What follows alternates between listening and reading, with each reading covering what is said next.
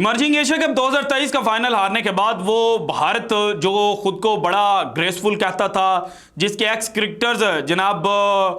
Tweets करते थे कि भाईजान जो ग्रेस है वो सिर्फ और सिर्फ हमारे मुकद्दर में लिखी गई है, और पाकिस्तान को ट्रोल किया जाता था। अब जनाब जिस तरीके से, जिस अंदाज में पाकिस्तान शहीन्स ने भारत की ए टीम को शिकस्त दी है, तो उसके बाद जनाब इस वक्त जहां भारत में सफ़े मातम बिछी हुई है, वहीं पर भारतीय मीडिया सोग मनाते हुए पाकिस्तान पर दो इल्जामात आयद कर रहा है, और भारतीय अवाम के जहनों में यह चूरन घोला जा रहा है कि जनाब जो इमर्जिंग एशिया कप था उसका फाइनल हम हारे नहीं है बल्कि हम जीते हैं, और हमें जनाब जो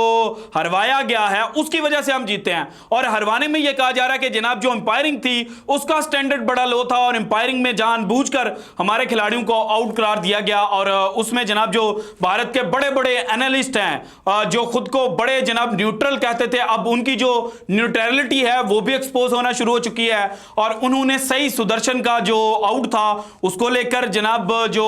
आईसीसी है और जो जनाब अंपायर्स हैं उनकी परफॉर्मेंस को लेकर सवाल खड़े कर दिए हैं। उसके अलावा जो निकन जोज का कॉट बिहाइंड दिया गया उसको लेकर जो सवाल हैं वो खड़े किए जा रहे हैं। लेकिन इस सारे सिनेरियो के अंदर एक चीज जो भारतीय मीडिया अपनी आवाम को नहीं बता रहा वो ये है कि जनाब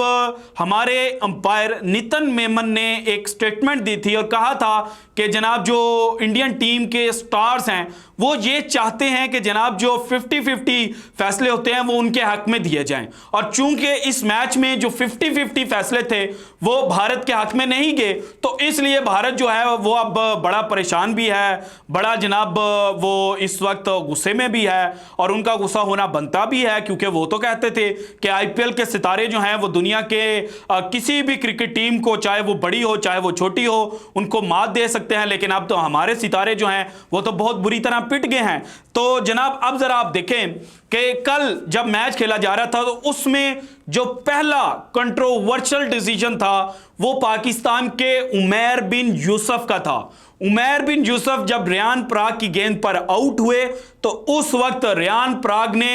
कोई जेस्चर शो नहीं किए थे, क्योंकि उनको भी ये लग रहा था कि जो बॉल है वो बाउंस हो चुकी है, और फील्डर्स को बड़ी जल्दी इस चीज का अंदाजा हो जाता है कि बॉल बाउंस हुई है या नहीं। सो उनको जब लग रहा था कि बॉल बाउंस हो गई है, सो दैट मींस कि जो फील्डर की इंटेंशंस थी वो यही बता रही थी कि पाकिस्तान का खिलाड़ी आउट नहीं है। लेकिन बाद में रिप्ले पर जनाब जो थर्ड अंपायर है उन्होंने बहुत दफा क्रॉस चेक किया, और उनको जो एक एविडेंस होता है, क्लियर एविडेंस होता है, वो ना मिलने के बावजूद जनाब जो बेनिफिट ऑफ डाउट है वो पाकिस्तान की बजाय भारत को दिया गया, और उमैर बिन यूसुफ को आउट डिक्लेयर कर दिया गया। इसके बाद जब इंडिया की बारी शुरू हुई तो उस वक्त जनाब सही सुदर्शन जो है वो 28 रन पर आउट हुए। अरशद इकबाल ने उनको आउट किया। अरशद इकबाल ने जब उनको कॉट बिहाइंड आउट करवाया तो उस वक्त जनाब मैच काफी देर तक रुका रहा, और जो थर्ड अंपायर थे वो बार बार डिफरेंट एंगल्स के थ्रू चेक कर रहे थे कि कहीं अरशद इकबाल का जो पांव है वो क्रीज से क्लियरली आउट तो नहीं। लेकिन जब उनको क्लियर एविडेंस नजर नहीं आया तो फिर जनाब उन्होंने अगेन जो बेनिफिट ऑफ डाउट है वो बैटिंग साइड की बजाय बॉलिंग साइड को दे दिया, क्योंकि फर्स्ट इनिंग में भी उन्होंने यही किया था। इसके बाद जो तीसरा जनाब कंट्रोवर्शियल डिसीजन था वो था निकिन जोस का। निकिन जोस मुझे भी लगता है कि जनाब वो थोड़े से जनाब उनकी जो किस्मत है उनका साथ उन्होंने नहीं दिया, अनलकी रहे, और जनाब उनकी जो बॉल थी उनके बल्ले को लगने की बजाय उनको पैड को लगी थी। लेकिन जिस तरह से उनका बल्ला बॉल के करीब था और जो एज की आवाज आई थी, यानी कि उनको पैड को लगकर आवाज आई थी, तो अंपायर जो थे वो कंफ्यूज हो गए, और उनको पहली दफा ये लगा कि जनाब ये जो खिलाड़ी है ये आउट हो चुका है। सो इस वजह से जब एक दफा उन्होंने आउट करार दे दिया तो फिर जो फैसला होता है उसके साथ स्टिक करना पड़ता है। और अगर आपको लगता है कि अंपायरिंग आपके खिलाफ थी तो भाईजान आपको तो वर्ल्ड टेस्ट चैंपियनशिप के दौरान जब शुभमन गिल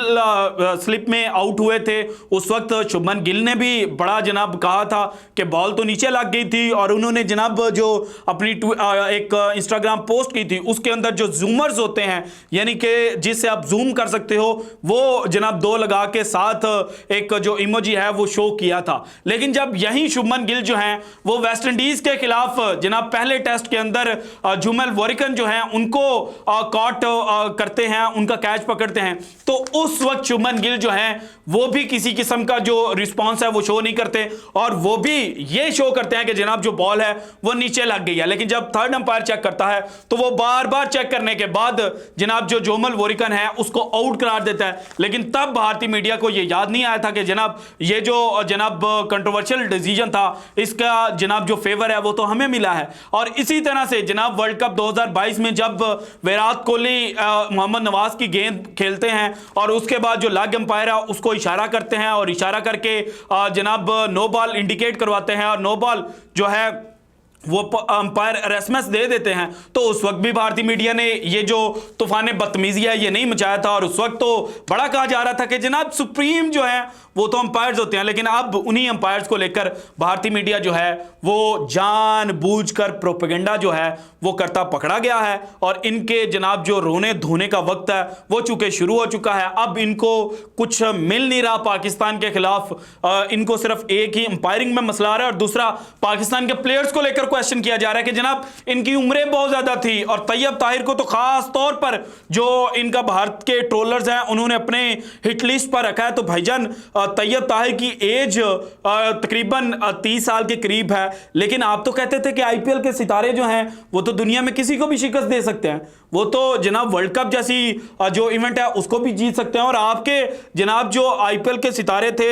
रियान पराग वो पाकिस्तान के सामने चल नहीं सके, अभिषेक शर्मा जनाब उन्होंने 50 तो बनाई लेकिन मैच जितवा नहीं सके थे। तो भाईजान आप अपनी आवाम को ये क्यों नहीं बताते कि भाईजान ये जो शिकस्त है ये हमारी टीम को मिली है और हमें इसको एक्सेप्ट करना चाहिए, लेकिन आप एक्सेप्ट नहीं करेंगे, आप रोएं चीखें और पिटें। So this is it from today's episode. अगर आपको वीडियो पसंद है तो लाइक कीजिएगा, ज़्यादा से ज़्यादा शेयर कीजिएगा, अपनी कीमती राय का इजहार लाजमी कीजिएगा, और अगर आपने अभी तक चैनल को सब्सक्राइब नहीं किया तो कर दें। शुक्रिया, अल्लाह हाफिज़।